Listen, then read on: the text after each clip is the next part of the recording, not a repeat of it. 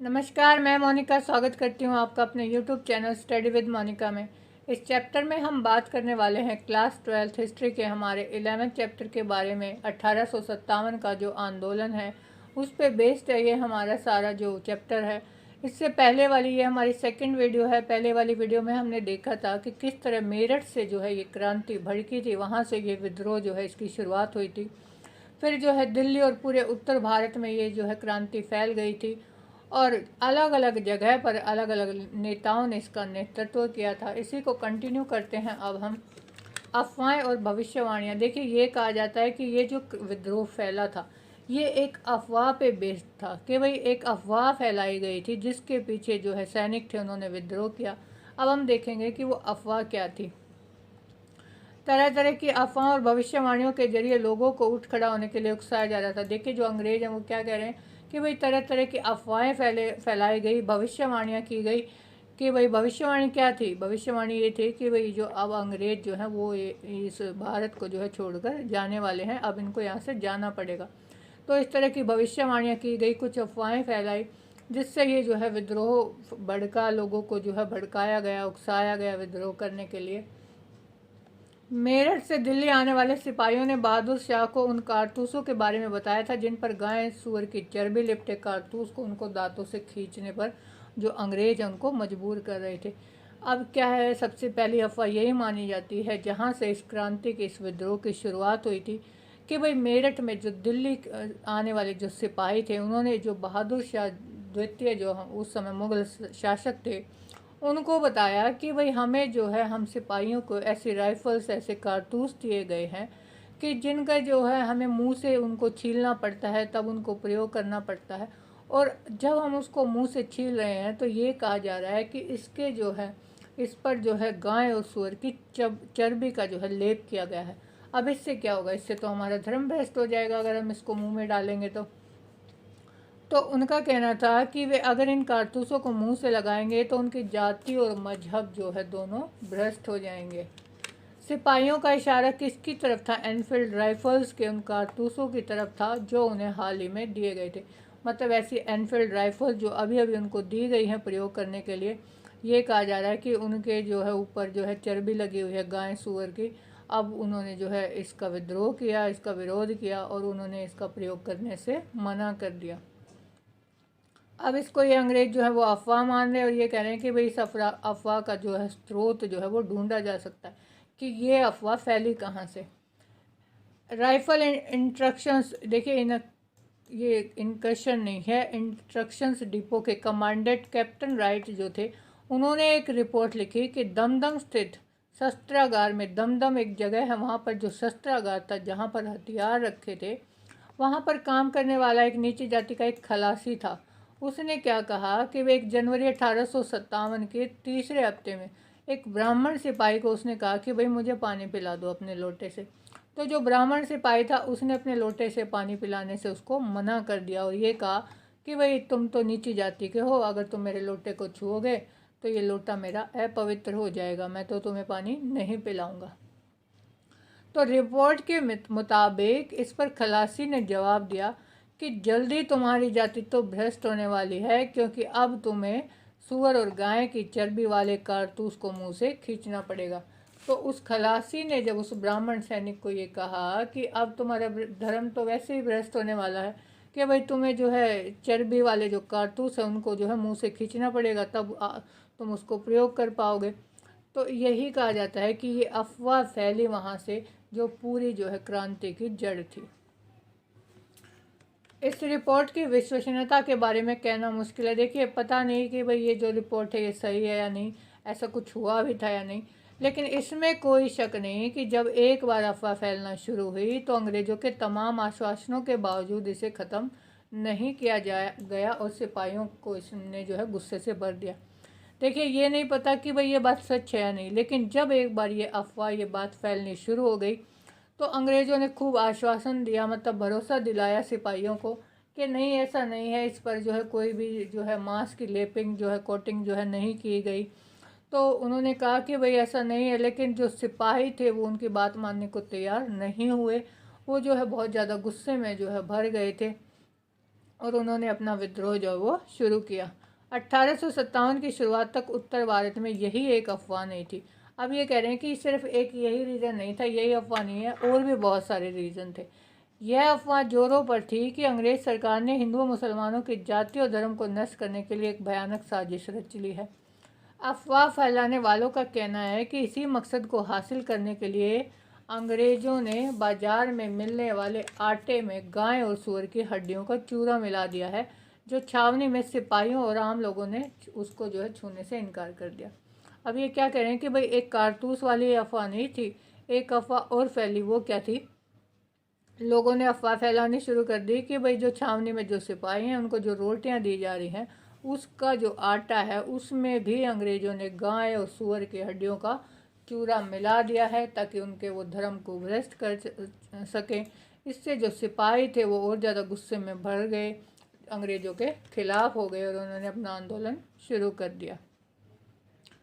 चारों तरफ इस आशय का भय बना हुआ था कि अंग्रेज़ हिंदुस्तानियों को ईसाई बनाना चाहते थे। अब इसके पीछे क्या रीज़न था? ये क्या मान रहे थे सभी लोग, सभी सिपाही जो हैं विद्रोही हैं, कि भाई ये अंग्रेज़ हमारा धर्म इसलिए भ्रष्ट कर रहे हैं, ये चाहते हैं कि हम हिंदू मुसलमान अपने धर्मों को छोड़कर हम जो है ईसाई धर्म को अपना लें। अब ये बेचैनी बहुत तेज़ी से फैल रही थी, मतलब लोग बेचैन हो गए कि भाई ऐसे कैसे वो हमारे धर्म को जो है परिवर्तन करवा सकते हैं। ब्रिटिश ने लोगों को अपनी बात का यकीन दिलाने का भरसक प्रयास किया, लेकिन नाकामयाब रहे। अब जो ब्रिटिशर्स थे, अंग्रेज अधिकारी थे, उन्होंने खूब प्रयास किया कि भाई ऐसा नहीं है, ना तो हम तुम्हें ईसाई बनाना चाहते हैं, ना ही हमने जो है कारतूसों में किसी तरह का मांस का प्रयोग किया, लेकिन वे नाकामयाब रहे अपनी लोग जो है अपनी बात को जो है लोगों तक समझाने में। उन्होंने जो है सिपाहियों ने उनकी कोई बात नहीं मानी। इन बेचैनियों ने लोगों को अगला कदम उठाने के लिए झिंझोड़ा। अब लोग इतने बेचैन हो गए थे कि भाई वो अगला कदम, मतलब वो जो है अपने विद्रोह के लिए बिल्कुल तैयार थे। किसी बड़े कार्यवाही के आह्वान को इस भविष्यवाणी से और बल मिला कि प्लासी के युद्ध के 100 साल पूरे होते ही 23 जून 1857 को अंग्रेजी राज खत्म हो जाएगा। अब इतना सब कुछ तो चल ही रहा था, अफवाहें फैल रही थी। अब किसी ने भविष्यवाणी कर दी कि भाई देखिए प्लासी का युद्ध कब हुआ था? 23 जून 1757 को। अब बात हो रही है यहाँ 1857 की पूरे 100 साल बाद। अब किसी ने भविष्यवाणी कर दी कि भाई जब प्लासी के युद्ध के 100 साल होंगे ना, तो अंग्रेज़ों का राज यहाँ से ख़त्म हो जाएगा और ये लोग यहाँ से चले जाएंगे। तो विद्रोहियों को लगा कि भाई ये सही समय है, हम विद्रोह कर रहे हैं और ये लोग यहाँ से भाग जाएंगे, तो उन्होंने अपना विद्रोह जो है और तेज कर दिया। अब लोग इनकी बातों में, इन अफवाहों पर विश्वास क्यों कर रहे थे? 1857 की इन अफवाहों को 1820 के दशक के अंग्रेज़ों द्वारा अपनाई जाने वाली नीतियों के संदर्भ में देखा जाए तो उनका मतलब ज़्यादा आसानी से समझ में आता है।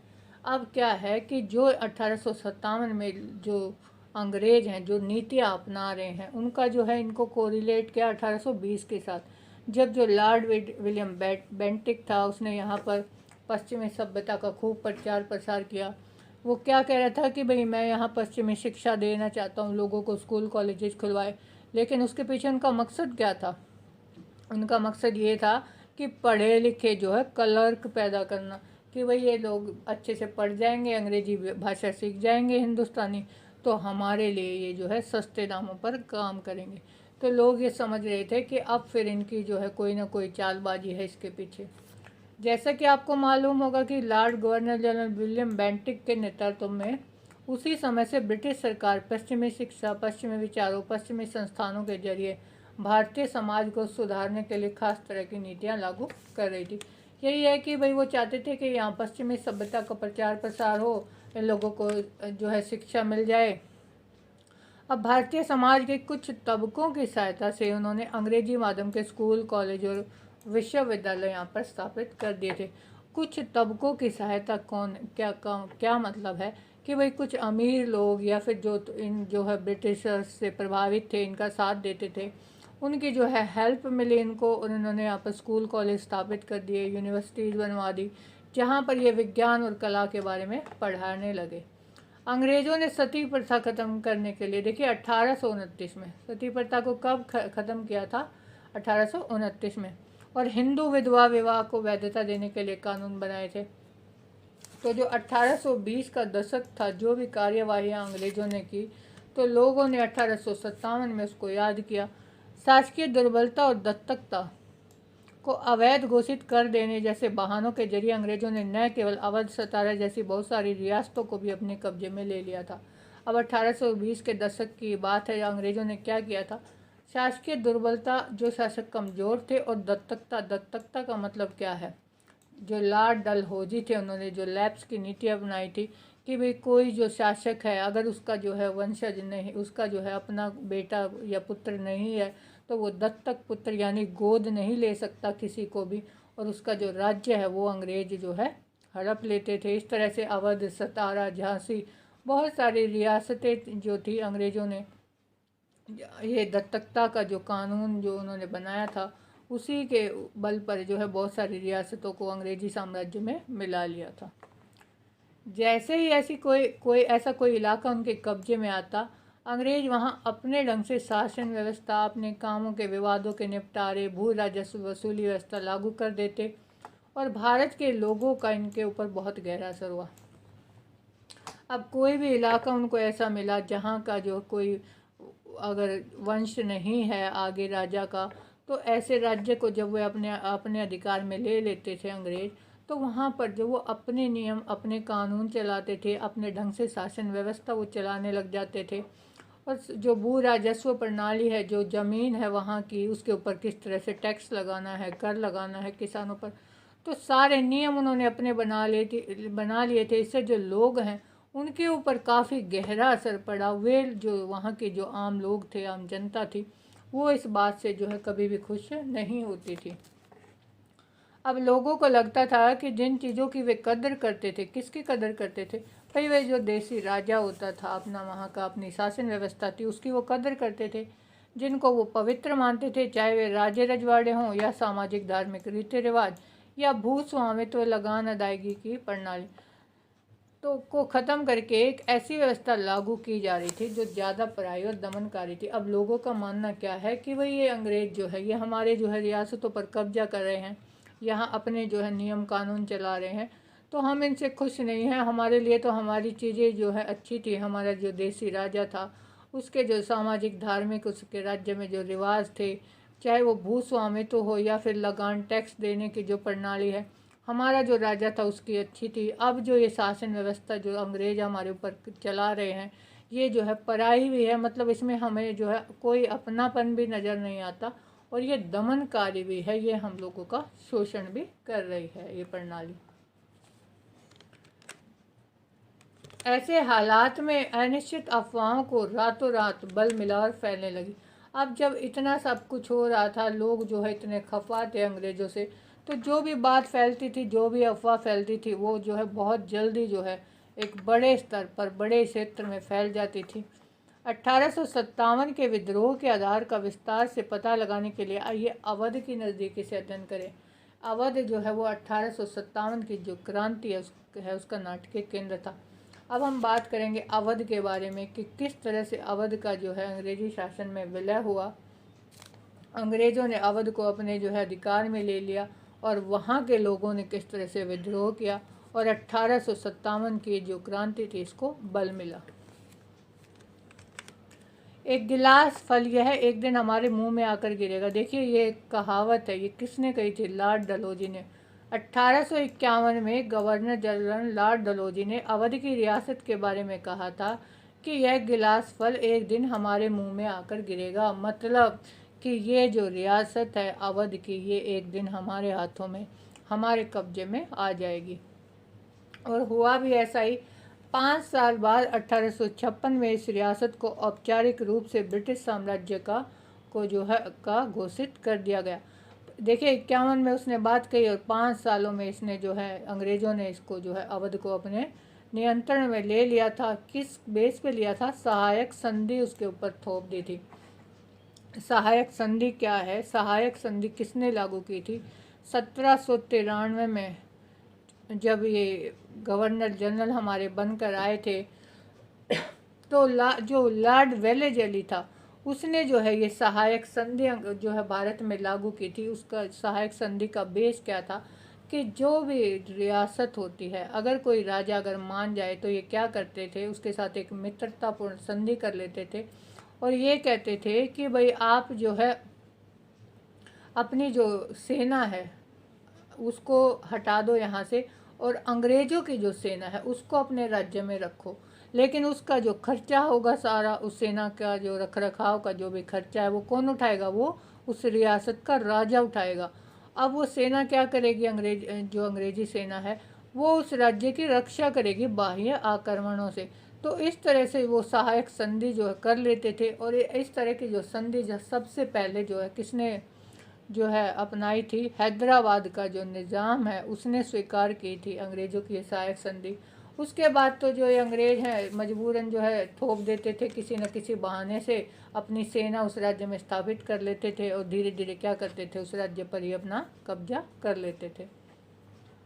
इस संधि की शर्त थी कि नवाब अपनी सेना ख़त्म कर दे। भाई नवाब की जो सेना है वो तो रहेगी नहीं, अब रियासत में अंग्रेज़ी टुकड़ियों की तैनाती की, मतलब अंग्रेज़ी सेना वहाँ जाएगी और दरबार में मौजूद ब्रिटिश रेजिमेंट की सलाह पर काम करे। अब और क्या था कि भाई जो दरबार का जो नवाब है वो किसकी सलाह पर काम करेगा, ब्रिटिश रेजिमेंट की सलाह पर।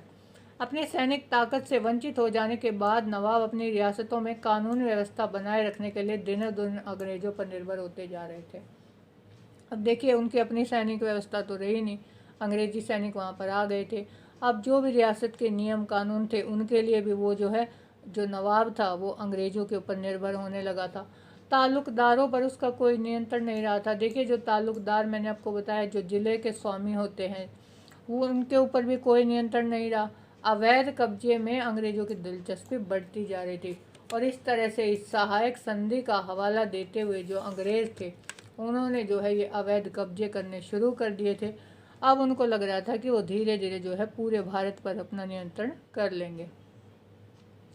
उन्हें लगता था कि वहाँ की ज़मीन अफ़ीम और कपास की खेती के लिए मुफीद है और इस इलाके को उत्तर भारत के बड़े बाजार के रूप में विकसित किया जा सकता है। अब अवध जो था वहाँ के बारे में अंग्रेज़ क्या सोच रहे थे कि वहाँ की जो ज़मीन है, देखिए अवध उत्तर प्रदेश में है, वहाँ पर जो है खूब गंगा यमुना इनका नदियों का पानी है, तो वहाँ की जो ज़मीन है वो खेती के लिए बहुत उपजाऊ है। अब किसानों की चाल क्या थी कि वहाँ पर कपास की खेती भी अच्छी होती है और अफ़ीम की खेती ये किस लिए करवाते थे, अफ़ीम को यहाँ से वो लेकर ये लोग जो है चाइना भेजते थे और चाइना से जो है वो चाय लेकर आते थे उसके बदले। तो दोनों ही जो है नशे की लत मानी जाती है, चाय भी और अफ़ीम भी। तो ये अंग्रेज़ों ने ही इसकी शुरुआत की थी। तो धीरे धीरे उन्होंने सोचा कि भाई उत्तर भारत जो है वो पूरे बड़े बाजार के रूप में विकसित हो जाएगा और हमें अच्छा खासा माल जो है यहाँ अफ़ीम और कपास की खेती से मिल जाएगा अगर हम अवध के ऊपर अपना नियंत्रण कर लें। 1850 के दशक की शुरुआत में देश के ज़्यादातर बड़े हिस्सों पर अंग्रेज़ जीत हासिल कर चुके थे। मराठा, कर्नाटक, पंजाब, बंगाल अंग्रेज़ों की झोली में थे। अब 1850 का दशक यानी 10 साल 1850 से 1860 के बीच में अंग्रेज़ों ने बहुत सारी जो रियासतें थी उनके ऊपर अपना कब्जा कर लिया। तब तक जो है चाहे वो महाराष्ट्र हो, कर्नाटक हो, पंजाब हो, बंगाल हो, सब जो है अंग्रेज़ों के नियंत्रण में आ गए थे उस समय तक। एक सदी पहले बंगाल पर जीत के साथ शुरू हुई क्षेत्र विस्तार की प्रक्रिया 1856 में अवध के अधिग्रहण के साथ मुकम्मल हो जाने वाली थी। अब जो अवध का विलय है वो कब हुआ था, अंग्रेजी जो सत्ता थी उसमें 1856 में। उन्हें लग रहा था कि भाई जो उन्होंने बंगाल पर एक सदी पहले जो है जीत हासिल की थी, अब जो है 1856 में अब हमारी जो है सारी मनोकामना पूरी होने वाली है कि अब जो है अवध भी हमारे नियंत्रण में आने वाला है। देह से जान जा चुकी थी, इसका मतलब क्या है, देह से जान जाने का मतलब होता है कि सब कुछ खत्म हो जाना। मान लो किसी का शरीर है उसमें से अगर जान ही निकल जाएगी तो कुछ भी नहीं बचता। तो लॉर्ड जो डलहौजी द्वारा किए गए इस अधिग्रहण से तमाम इलाकों और रियासतों में गहरा असंतोष था। देखिए जो डलहौजी था उसने लैप्स की नीति, सहायक संधि ये सब थोपी वहाँ पर इन लोगों ने और अवध को जब अपने कब्जे में ले लिया तो ये जो भी रियासतें थी कहीं पर जो है डलहौजी ने हड़प की नीति अपनाई, कहीं पर अवध में जैसे सहायक संधि थोपी और धीरे धीरे इन्होंने सारी रियासतों को अंग्रेज़ों ने अपने कब्जे में ले लिया।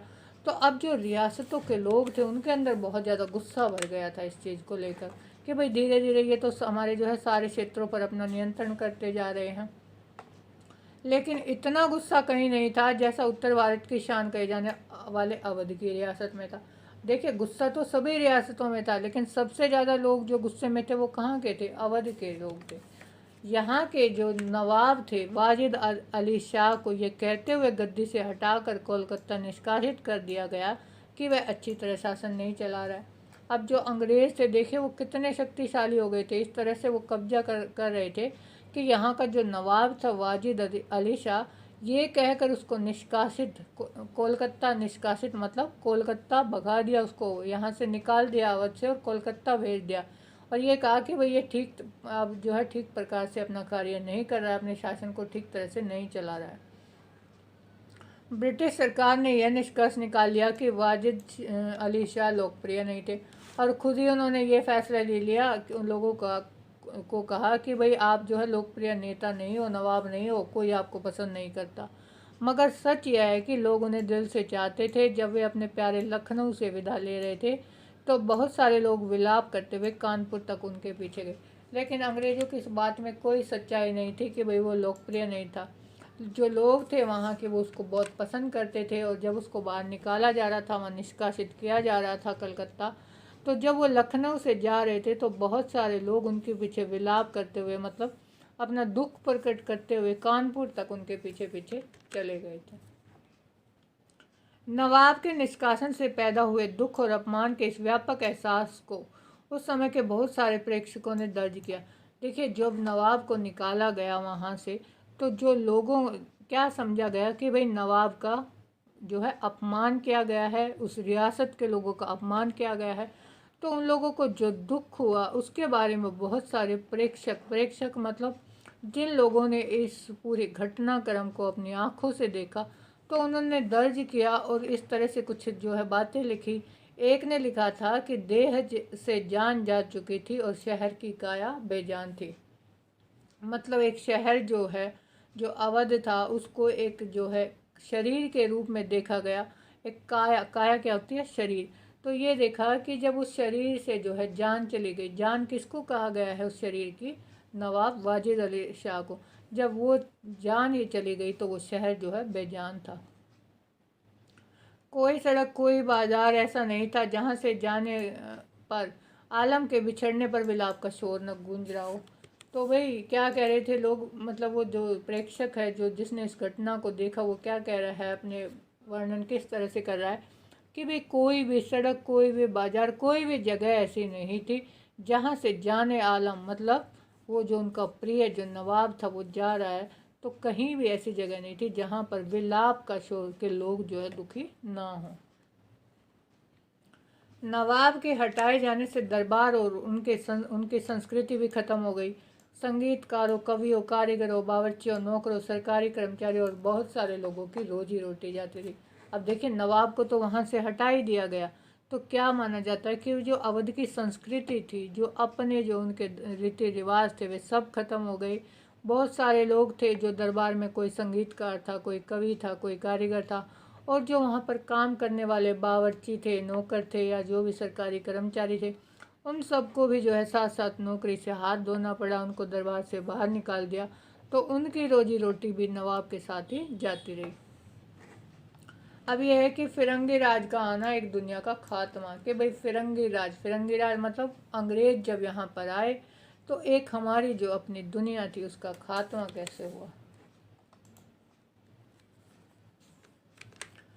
विभिन्न प्रकार की पीड़ाओं ने राजकुमार और ताल्लुकदारों और सिपाहियों को एक दूसरे से जोड़ दिया था। देखिए, अलग अलग तरह से लोगों को पीड़ित किया गया। कहीं पर जो है नवाब को निकाला जा रहा है, किसी राज्य को हड़पा जा रहा है लैप्स की नीति, हड़प की नीति के द्वारा, कहीं जो है सहायक संधि थोपी जा रही है। तो इस तरह की जो घटनाएं हुई उसमें चाहे वो राजकुमार हो किसी राज्य का, चाहे कोई ताल्लुकदार हो या कोई सिपाही हो, सबको जो है एक साथ ला दिया था कि भाई सब लोग जो है अंग्रेज़ों के खिलाफ हो गए थे। अंग्रेज़ों के आगमन को विभिन्न अर्थों में एक दुनिया की समाप्ति के रूप में लोग जो है देखने लगे थे। अब लोगों को क्या लग रहा था कि ये जो अंग्रेज़ यहाँ पर आए हैं तो हमारी अपनी दुनिया जो है वो तो ख़त्म ही हो गई है। चीज़ें बिखर रही थी लोगों के लिए जो बहुमूल्य थी, जिनको वे प्यार करते थे। 1857 के विद्रोह में तमाम भावनाएं अभिव्यक्त हो रही थी। अब लोगों को लग रहा है कि जो भी चीज़ें जिनसे हम प्यार करते हैं, चाहे वो हमारा नवाब हो, हमारी जो है अपना धर्म हो, अपनी संस्कृति हो, वो सब जो है पीछे छूटता जा रहा है।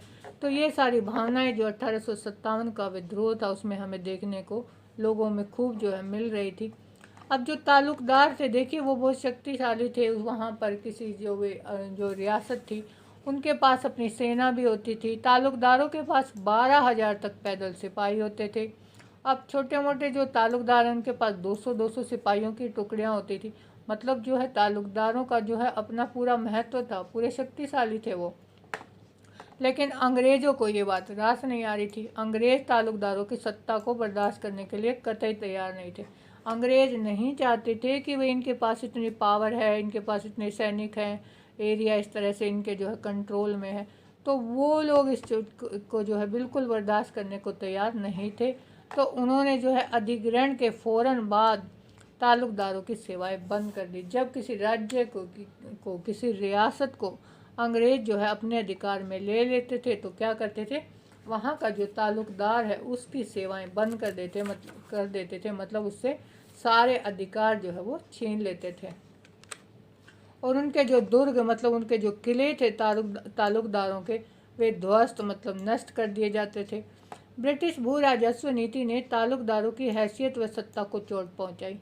अधिग्रहण के बाद 1856 में एक मुफ्त बंदोबस्त के नाम से राजस्व व्यवस्था लागू कर दी। अब जो ताल्लुकदार थे वो क्या होते थे कि भाई एक क्षेत्र पर उनका जो है कंट्रोल है, वहाँ की जो ज़मीन है उसके ऊपर जो है कर वसूली का जो काम है वो करते थे, वही राजस्व उनको प्राप्त होता था।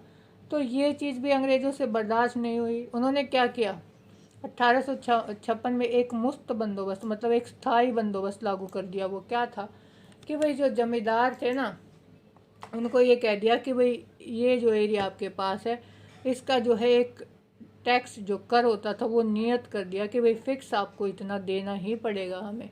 तो क्या है कि चाहे जो फसल ख़राब हो किसी एरिया में, चाहे कुछ भी हो, जमींदार को जो है कर उस राजस्व वहाँ से मिले या ना मिले, उसको जो है अंग्रेज़ों को देना ही पड़ेगा। तो एक स्थायी इनकम बना ली उन लोगों ने इस तरह से अपनी। अब यह बंदोबस्त इस मान्यता पर आधारित था कि ताल्लुकदार बिचौलिए थे जिनके पास ज़मीन जो है मालिकाना हक नहीं था। उन्होंने बल और धोखाधड़ी के जरिए अपना प्रभुत्व स्थापित किया। अब उन्होंने क्या कहा कि जब ये बंदोबस्त लागू किया तो हवाला दे दिया इस बात का कि भाई ये जो ताल्लुकदार है ना, ये तो बिचौलिए हैं, इनके पास अपनी तो ज़मीन है नहीं, नवाब ने इनको ज़मीन दे रखी है जो इन्होंने बल से, अपनी पावर से या फिर धोखाधड़ी करके जो है इसके ऊपर अपना प्रभुत्व मतलब अपना जो है अधिकार जमा लिया है। एक मुफ्त बंदोबस्त में ताल्लुकदारों को ज़मीन से बेदखल कर दिया। और ताल्लुकदारों को क्या किया, उस ज़मीन से बेदखल कर दिया अंग्रेज़ों ने। आंकड़ों से पता चलता है कि अंग्रेज़ों के आने से पहले ताल्लुकदारों के पास अवध के 67% गाँव थे और इस जो बंदोबस्त के लागू होने के बाद ये संख्या घटकर कितनी रह गई, 38%। मतलब जो है उनके बहुत सारी ज़मीनें जो है उनसे छीन ली गई और उनका जो है प्रभुत्व वहाँ से समाप्त कर दिया गया। दक्षिणी अवध के ताल्लुकदारों को सबसे बुरी मार पड़ी और उनके हाथ से आधे से ज़्यादा गांव चले गए। अब जो अवध का जो दक्षिणी भाग था वहाँ के जो ताल्लुकदार थे सबसे ज़्यादा दिक्कत उनको हुई और आधे से ज़्यादा उनके जो गांव हैं उनके हाथ से चले गए। अब इसका क्या नतीजा हुआ, इनकी सत्ता छीनने का नतीजा ये हुआ कि पूरी एक सामाजिक व्यवस्था जो चल रही थी इतने पुराने समय से, वो जो है भंग हो गई। निष्ठा और संरक्षण के जिन बंधनों से किसान ताल्लुकदारों के साथ बंधे हुए थे वे अस्त व्यस्त हो गए। देखिए इतने लंबे समय से जो किसान हैं वो ताल्लुकदारों के साथ बंधे हुए हैं, उनकी ज़मीन जो है, किसानों को ज़मीन दी जाती है जिस पर वो खेती करते हैं, तो उनके साथ एक रिश्ता उनका बन गया था। अब वो रिश्ता भी उनका ख़त्म हो गया। अंग्रेज़ों से ये कहा जाता है कि जो अंग्रेज़ों से पहले ताल्लुकदार जो होता था वो जनता का उत्पीड़न करता था, मतलब जो किसान है वो उनका जो है शोषण करता था। लेकिन फिर भी जनता की नज़र में बहुत सारे ताल्लुकदार दयालु अभिभावक की छवि भी रखते हैं। लेकिन लोग इस बात को मानते हैं कि ठीक है भाई, जो ताल्लुकदार है वो भी हमारा शोषण कर रहा था किसी न किसी तरीके से, लेकिन वो अंग्रेज़ों के जैसा नहीं था। कुछ ताल्लुकदार इतने अच्छे थे जो कि एक बिल्कुल अभिभावक का मतलब होता है, एक माता पिता की तरह जो है कि अपने किसानों की जो है देखभाल करते हैं कि भाई वो हमारा ध्यान भी रखते हैं। किसानों से वो तरह तरह के मद में पैसा वसूलते थे, लेकिन बुरे वक्त में किसानों की मदद भी करते थे। ठीक है, वो हमसे टैक्स ले रहे हैं, कर ले रहे हैं, अलग अलग उनके तरीके हैं पैसा वसूलने के, लेकिन ऐसा नहीं है कि भाई हमेशा ही वो हमारा जो है शोषण करते हों। जब हमारे ऊपर मुसीबत आती थी, कभी फसल ख़राब हो गई या फिर किसी किसान को कोई त्यौहार है उसके लिए कभी पैसा चाहिए, तो जो ताल्लुकदार थे वो इन किसानों की मदद भी करते थे। जब अंग्रेजों के राज में किसान मनमाने राजस्व आकलन और लचीली राज व्यवस्था के तहत बुरी तरह पिसने लगे थे, अब क्या हुआ था कि भाई अब अंग्रेजों का राज आ गया, तो लोगों को लगा कि वो तो पिस जाएंगे, बिल्कुल कोई उनकी हेल्प करने वाला नहीं होगा। अब इस बात की कोई गारंटी नहीं थी कि कठिन वक्त में फसल खराब हो जाने पर सरकार राजस्व मांग में कोई कमी करेगी या वसूली को कुछ समय के लिए टाल दिया जाएगा। अब जो ताल्लुकदारों के साथ किसानों के रिश्ते थे वो क्या थे कि भाई मान लो कोई साल ऐसा आ गया कि भाई जो है फसल ख़राब हो गई उनकी, तो क्या करते थे वो टैक्स में जो है कमी भी कर देते कि भाई आपको कर जो है वो थोड़ा कम देना पड़ेगा। और कभी कभी उसका जो है टाइम पीरियड बढ़ा दिया जाता था कि भाई आप जो है इतने समय बाद आप जो है टैक्स दे सकते हो। लेकिन अब अंग्रेज़ों से इस बात की जो है जो उम्मीद लोगों को नहीं थी कि भाई वो इस तरह से हमारी मदद करेंगे। ना ही किसानों को इस बात की उम्मीद थी कि तीज त्योहारों पर कोई कर्ज और मदद हो जाएगी जो पहले ताल्लुकदारों से मिल जाती थी। अवैध जैसे जिन इलाकों में 1857 के दौरान प्रतिरोध बेहद सघन और लंबा चल रहा था, वह लड़ाई की बागडोर असल में ताल्लुकदार और किसानों के हाथ में थी। अब अवध के बारे में जब हम बात कर रहे हैं, 1857 का जो भी प्रतिरोध मतलब जो विरोध चल रहा था वो इतना लंबा चला कि अब ऐसा लग रहा था कि जो बागडोर है इस आंदोलन की वो सिपाहियों के बजाय किसके हाथों में आ गई है, ताल्लुकदारों और किसानों के हाथ में। बहुत सारे ताल्लुकदार अवध के नवाब के प्रति निष्ठा रखते थे, इसलिए वे अंग्रेज़ों से लोहा लेने के लिए लखनऊ जाकर बेगम हजरत महल नवाब की पत्नी के खेमे में शामिल हो गए। देखिए, अवध के जो भी ताल्लुकदार थे उनके नवाब के प्रति वो निष्ठा रखते थे, वही इसका सम्मान करते थे, उनके साथ नवाब के साथ उनके जो रिश्ते वो अच्छे थे। अब हुआ क्या कि नवाब को तो निष्कासित कर दिया, कलकत्ता भेज दिया, लेकिन नवाब वाजिद अली शाह की जो दूसरी बीवी थी बेगम हजरत महल, उसने क्या किया था, उसने लखनऊ पर अपना कब्जा कर लिया था। तो जब वो अंग्रेज़ों का विद्रोह कर रही थी, उनके खिलाफ जो है लड़ रही थी, तो उसके जो बहुत सारे ताल्लुकदार थे ना जो अवध के, वो जाकर बेगम हजरत महल के साथ मिल गए थे अंग्रेज़ों के खिलाफ विद्रोह में। उनमें से कुछ तो बेगम की पराजय के बाद भी डटे रहे। अब ये था कि वो बेगम हार गई थी अंग्रेज़ों से लड़ते हुए, लेकिन फिर भी वो ताल्लुकदार कुछ ऐसे थे कि हारने के बाद भी उन्होंने उस बेगम का जो है साथ नहीं छोड़ा, वो उसके साथ डटे रहे। किसानों का असंतोष जब फौजी बैरकों में भी पहुंचने लगा था, क्योंकि बहुत सारे किसान अवध के गांव से ही भर्ती किए गए थे। अब क्या हुआ कि जो किसानों को उनको लगा कि भाई इस तरह से ताल्लुकदारों को भी निकाल दिया, हमारे जो नवाब थे उसको भी निकाल दिया, तो ये बात कहाँ तक पहुँच गई, फौजी बैरकों सिपाहियों तक पहुँच गई, जहाँ पर वो छावनियाँ हैं फौजियों की। क्यों? क्योंकि बहुत सारे जो किसान जो फौजी थे वो कहाँ से भर्ती होकर आए थे, अवध के गांव से। दशकों से सिपाही कम वेतन और वक्त पर न छुट्टी मिलने के कारण असंतुष्ट थे। देखिए, वो पहले से ही परेशान थे वो सिपाही, क्योंकि उनको जो वेतन था वो बहुत कम दिया जाता था और टाइम पर उनको जो है छुट्टी भी नहीं दी जाती थी। 1850 के दशक आते आते असंतोष के कई और कारण पैदा हो गए। 1857 के विद्रोह से पहले के सालों में सिपाहियों ने अपने अफसरों के साथ जो है रिश्ते वो काफ़ी बदल चुके थे। अब क्या है, और दूसरा कारण क्या है कि जो उनके अफसर थे, जो अंग्रेज अधिकारी थे, उनके साथ भी उनके रिश्तों में बदलाव आया, जो कि पहले जो जो उनके रिश्ते थे वो काफ़ी दोस्ताना होते थे। 1830 के दशक में अंग्रेज सिपाहियों के साथ दोस्ताना ताल्लुकात रखने पर जोर देते थे, मौज मस्ती में शामिल होते थे, उनके साथ वो युद्ध करते थे, शिकार जाते थे, मल्ल युद्ध मतलब कुश्ती लड़ना, और उनमें से बहुत सारे हिंदुस्तानी बोलना चाहते थे और बहुत सारे लोग जो है वो हमारी भाषा भी बोलना जानते थे, चाहते थे। सीखने की कोशिश करते थे और यहाँ के रीति रिवाज संस्कृति से वो वाकिफ़ थे और उनमें अफसर की कड़क और अभिभावक का स्नेह दोनों था। देखिए वो क्या था, उनका एक दोस्ताना रिश्ता अपने सिपाहियों के साथ होता था। अफसर की कड़क यानी वो अपने अफसरी होने का तो वो झाड़ते ही थे रोब, लेकिन एक अभिभावक का स्नेह मतलब एक बिल्कुल अपने माता पिता जैसे परिवारजन होते हैं, इस तरह का प्यार भी वो अपने सिपाहियों के साथ करते थे। लेकिन ये 1830 के दशक की बात है, लेकिन 1860 का 50 का जो दशक आया उसमें जो है बातें बहुत बदल गई थी। अब ऐसे रिश्ते उन लोगों के बीच में नहीं थे। इस चीज़ से भी जो सिपाही हैं वो गुस्से में थे। 1840 के दशक में अफसरों में श्रेष्ठता की भावना आ गई थी। अब क्या हुआ था कि ये लोग क्या मानने लगे थे, ये अफसर, कि भाई हम तो श्रेष्ठ हैं और सिपाहियों को कमतर नस्ल का, और जो ये हिंदुस्तानी सिपाही हैं ये कमतर हैं, मतलब ये नीच जाति के हैं। वे उनकी भावनाओं की जरा से भी फिक्र नहीं करते थे। गाली गलौज शारीरिक हिंसा सामान्य बात हो गई थी। अब क्या हुआ था कि अब ऐसा कोई दोस्ताना रिश्ता इनके बीच नहीं रह गया था। अब जो है ये पूरी अफसरी अपनी झाड़ते थे, उन सिपाहियों से जो है सीधे मुँह बात नहीं करते थे, गाली गलौज देकर वो बात करते थे और शारीरिक हिंसा मतलब वो उनके ऊपर जो है वो मारपीट भी उनके साथ करते थे। सिपाहियों व अफसरों के बीच फासला बढ़ता गया और भरोसे की जगह संदेह ने ले ली। अब क्या हुआ कि धीरे धीरे इनके बीच जो है दूरियां बढ़ती जा रही थी। अब भरोसा इनके बीच नहीं रहा था, बल्कि जो है संदेह ने वो जगह किसने ले ली थी, संदेह ने, कि भाई एक दूसरे को संदेह की दृष्टि से देखते थे, एक दूसरे को पसंद नहीं करते थे। अब इस सबसे बढ़िया उदाहरण इसका क्या है, चिकनाई युक्त वाले कारतूस। बंगाल आर्मी के सिपाहियों में से बहुत सारे अवध और पूर्वी उत्तर प्रदेश के गांव से भर्ती होकर आए थे, जिनमें से बहुत सारे ब्राह्मण जाति के थे।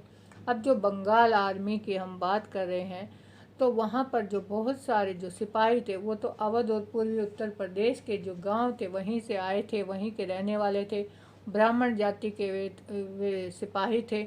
बल्कि अवध को तो बंगाल आर्मी की पौधशाला कहा जाता था। पौधशाला का मतलब क्या होता है कि भाई जहाँ से सारा पूरा भाई एक पौधा जहाँ पर लगाया जाता है, फिर जो है धीरे धीरे उसका पूरा एक पौधे से क्या है पूरा बाग बना दिया जाता है। तो ये कहा जाता है कि जो अवध है वहीं से जो है सारे जो आर्मी के जो सिपाही हैं वहीं से आ रहे हैं। तो जो अवध है वो तो बंगाल आर्मी की पौधशाला है।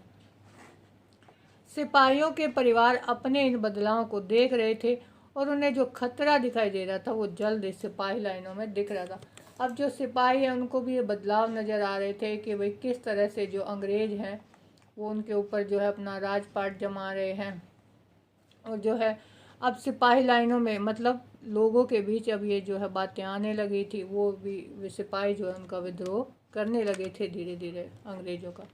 दूसरी ओर कारतूसों के बारे में, सिपाहियों की छुट्टियों के बारे में शिकायतें, बढ़ते दुर्व्यवहार, गाली गलौज से जो बढ़ता है संतोष था वो गांव में भी प्रतीत होने लगा।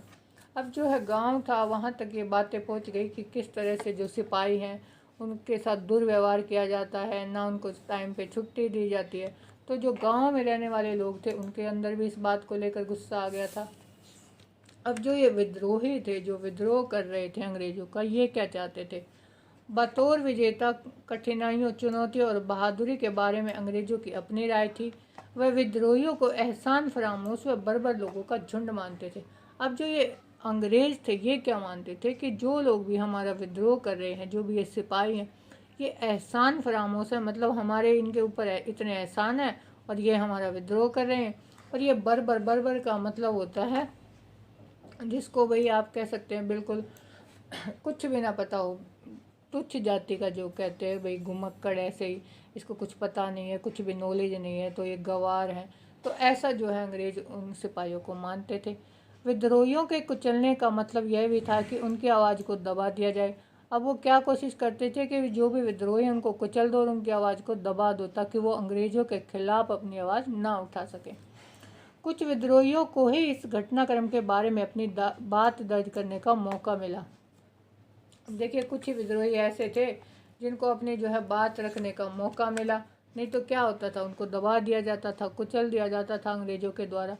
यूँ भी विद्रोहियों में ज़्यादातर सिपाही आम लोग थे जो पढ़े लिखे नहीं थे। अब क्या है कि भाई अपनी बात को वो लिख कर भी कैसे भेज सकते हैं, क्योंकि वो जो हैं वे आम हैं, पढ़े लिखे हैं नहीं, ज़्यादा नॉलेज उनको है नहीं, तो उनकी जो बातें हैं वो जो है पूरी हमारे सामने नहीं आ पाई। इस प्रकार अपने विचारों का प्रसार करने और लोगों को विद्रोह में शामिल करने के लिए जारी की गई घोषणाओं के सिवाय उनके पास ऐसी ज़्यादा चीज़ें नहीं थी जिनके बिना पर हम विद्रोहियों के नज़रिए को समझ सकें। यही है कि देखिए, उन्होंने अपनी बातों का प्रसार किया, एक दूसरे तक अपनी बात पहुंचाने की कोशिश की, लेकिन बहुत सारी चीज़ें जो थी वो हमारे सामने नहीं आ पाई, क्योंकि वो इतने पढ़े लिखे नहीं थे जो अपनी बात को हमें हमारे तक पहुंचा सकते। इसलिए 1857 में जो कुछ हुआ उसे रचने के लिए इतिहासकारों ने बहुत हद तक मजबूरन अंग्रेज़ों के दस्तावेजों पर ही निर्भर रहना पड़ा। अब ये जो सारी बातें हमें पता चल रही हैं कि भाई 1857 का विद्रोह इस तरह से हुआ, मेरठ से इसकी शुरुआत हुई है, ये सारी बातें हुई, तो ये सारी चीज़ें हमें कहाँ से पता लग रही हैं? ये सारी हमें पता लग रही हैं जो अंग्रेज़ हैं उनके दस्तावेज, जो उन्होंने जो लिखा हुआ है, वहाँ से हमें ये सारी चीज़ें पता लग रही।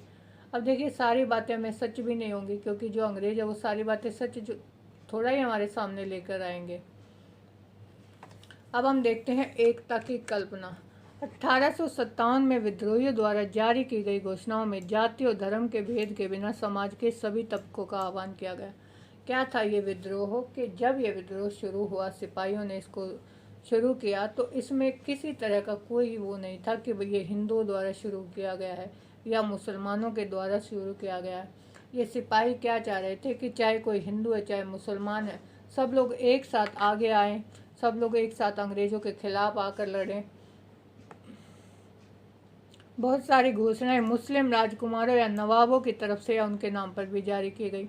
अब देखिए, हिंदुओं ने नहीं बल्कि जो मुस्लिम राजकुमार थे उनकी तरफ से भी ये घोषणाएं की गई विद्रोह की, परंतु उनमें भी हिंदुओं की भावनाओं का ख्याल रखा जाता था।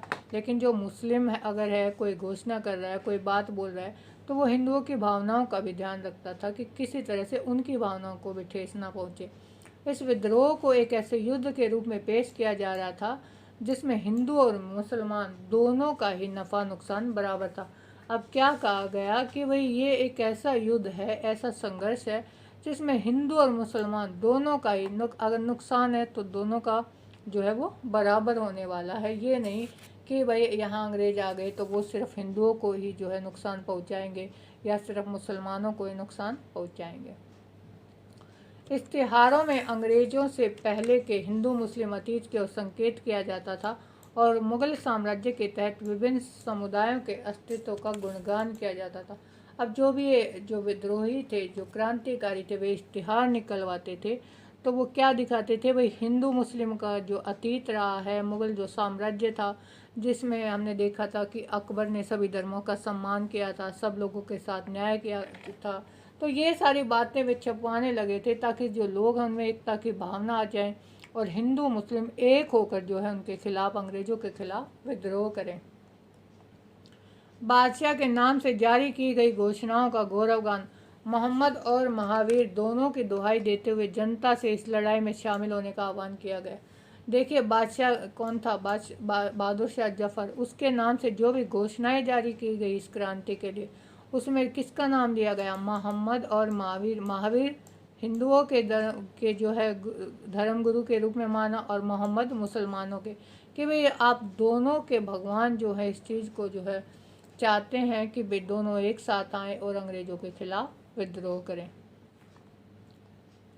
दिलचस्प बात यह है कि यह आंदोलन हिंदू और मुसलमानों के बीच खाई पैदा करने की अंग्रेज़ों द्वारा की गई कोशिशों के बावजूद इसका कोई फ़र्क नहीं दिखाई दिया। अब जो अंग्रेज़ थे वो क्या चाहते थे कि हम हिंदू और मुस्लिमों के बीच फूट डालें, कि वे इन दोनों को जो है अलग अलग कर दें, दोनों एक साथ मिलकर, ताकि हमारे खिलाफ जो है कोई साजिश ना रच सकें।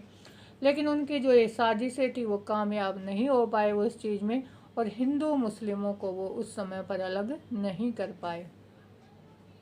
अंग्रेजी शासन ने दिसंबर 1857 में पश्चिमी उत्तर प्रदेश बरेली के हिंदुओं को मुसलमानों के खिलाफ भड़काने के लिए 50,000 रुपये भी खर्च किए, लेकिन ये कोशिश भी उनकी नाकामयाब रही। अब अंग्रेज़ों ने क्या किया?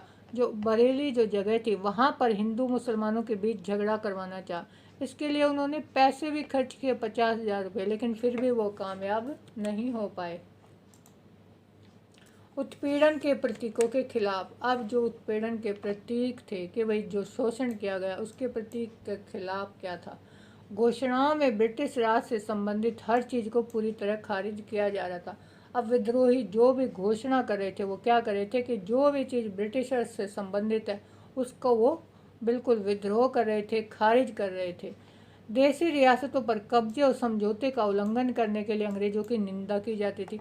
अब जो भी देशी रियासतों पर उन्होंने कब्जे किए, चाहे वो हड़प की नीति के द्वारा किए या फिर समझौते किए सहायक संधि के द्वारा, तो उसमें अंग्रेजों की निंदा की खूब इन विद्रोहियों ने। विद्रोही नेताओं का कहना था कि अंग्रेजों पर भरोसा नहीं किया जा सकता। अब विद्रोही क्या कह रहे थे कि भाई ये जो अंग्रेज लोग हैं ये भरोसे के लायक नहीं हैं। लोगों को इस बात पर भी गुस्सा था कि ब्रिटिश भू राजस्व व्यवस्था ने बड़े छोटे भू स्वामियों को जमीन से बेदखल कर दिया था और विदेशी व्यापार ने दस्तकारों और बुनकारों को तबाह कर डाला था। अब इस बात को लेकर भी गुस्सा था कि जो भी ब्रिटिश भू राजस्व व्यवस्था थी, जिस तरह से उन्होंने जो भूस्वामी थे, छोटी मोटी जिनके पास ज़मीनें थी, उनको जो है रियासतों पर कब्जा कर लिया, उनको जो है जमींदारों को अब उनकी ज़मीन से बेदखल कर दिया। और विदेशी व्यापार जब यहाँ पर आया, जो बाहर जो ब्रिटेन का माल जब भारत में आकर बिकने लगा, खासकर जो हम बात करें सूती वस्त्र उद्योग की, तो क्या हुआ कि यहाँ के जो बुनकर हैं, दस्तकार हैं, जो अपना जो घर चलाते थे, परिवार चलाते थे, जिन जो है जो अपने छोटे छोटे उन्होंने अपने उद्योग स्थापित कर रखे थे, वे सारे जो है तबाह हो गए इन अंग्रेज़ों की वजह से। ब्रिटिश शासन के हर पहलू पर निशाना साधा जाता था। देखिए, हर चीज़ को लेकर जो विद्रोही इनके पीछे पड़ गए थे और जीवन शैली को नष्ट करने का आरोप इनके ऊपर लगाया जाता था कि भाई इन लोगों ने तो हमारा जीना ही जो है मुश्किल कर दिया है। विद्रोही उद्घोषणा पत्र को व्यक्त करते थे कि अंग्रेज हिंदू मुसलमानों की जाति और धर्म को नष्ट करने पर तुले हैं और वे लोगों को ईसाई बनाने चाहते हैं। इसी डर की वजह से लोगों ने जो चल रही अफवाहें थी उनके ऊपर भरोसा भी किया। अब जो घोषणाएं जो विद्रोहियों ने की, वो क्या कह रहे थे कि जो अंग्रेज हैं वो हिंदू और मुसलमानों को ईसाई बनाना चाहते हैं, उनके धर्म को जो है वो परिवर्तित करना चाहते हैं, जिसकी वजह से जो अफवाहें फैल रही थी लोग उनके ऊपर विश्वास भी करने लगे थे। लोगों को प्रेरित किया गया कि वे इकट्ठे मिलकर अपने रोजगार, धर्म, अस्मिता के लिए लड़े और व्यापक ये जो है सार्वजनिक भलाई की लड़ाई होगी। अब जो विद्रोही थे उन्होंने क्या किया, खूब लोगों को प्रेरित किया, खूब उकसाया, उनको भड़काया कि भाई तुम अपने धर्म के लिए, अपने रोजगार के लिए, अपने अस्मिता यानी अपने आत्म सम्मान के लिए तुम्हें ये लड़ाई जो है अंग्रेज़ों के खिलाफ लड़नी पड़ेगी, ताकि ये जो लड़ाई है इसको आप ये समझो कि भाई ये आपकी सार्वजनिक भलाई यानी सबकी भलाई के लिए ये लड़ाई अंग्रेज़ों के खिलाफ है। वैकल्पिक सत्ता की तलाश, मतलब वो अब एक ऐसी सत्ता की तलाश कर रहे थे कि ब्रिटिशर्स को ख़त्म करके जो हमारे जो देसी जो सत्ता है उसको किस तरह से स्थापित किया जाए। ब्रिटिश शासन ध्वस्त हो जाने के बाद दिल्ली, लखनऊ, कानपुर जैसे स्थानों पर विद्रोहियों ने एक प्रकार की सत्ता और शासन संरचना स्थापित करने का प्रयास किया। अब क्या चाह रहे थे जो विद्रोही कि भाई ब्रिटिशर्स को ख़त्म करो और अपनी जो स्थानीय सत्ता है उसका जो स्वरूप है वो या अब जो है हमारे सामने आना चाहिए, हमारे लोगों के हाथ में जो सत्ता है वो आनी चाहिए। लेकिन इनकी जो कोशिशें थी बेशक ये जो है ज़्यादा समय तक नहीं चली। क्योंकि ज़्यादा समय तक वो जो है इस तरह से अंग्रेज़ों को जो है नियंत्रण में नहीं रख पाए और फिर से जो अंग्रेज़ थे उन्होंने जो है इनके ऊपर, विद्रोहियों के ऊपर जो है काबू पा लिया था। विद्रोही नेता 18वीं सदी के पूर्व ब्रिटिश दुनिया को पुनर्स्थापित करना चाहते थे।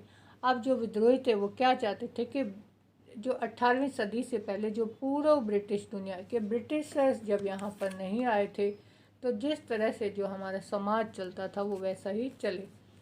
इन नेताओं ने पुरानी दरबारी संस्कृति का सहारा लिया। तो इसके लिए उन्होंने क्या कहा कि जो हमारी दरबारी संस्कृति हमें कहाँ से देखने को मिली थी। पहले वाले चैप्टर में हमने बात की थी मुग़ल साम्राज्य के बारे में, जहाँ पर जो दरबार होता था बहुत सारी वहाँ पर जो है कार्य प्रणाली उनकी चलती थी, सबके साथ जो है जो मुग़ल शासक था वो न्याय करता था।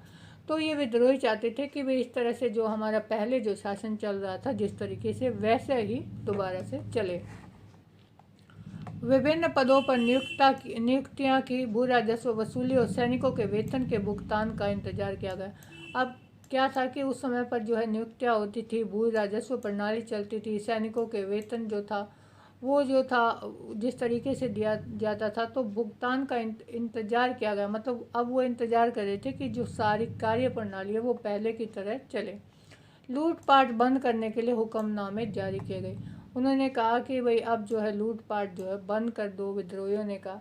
इसके साथ अंग्रेज़ों के खिलाफ युद्ध जारी रखने की योजनाएं भी बनाई।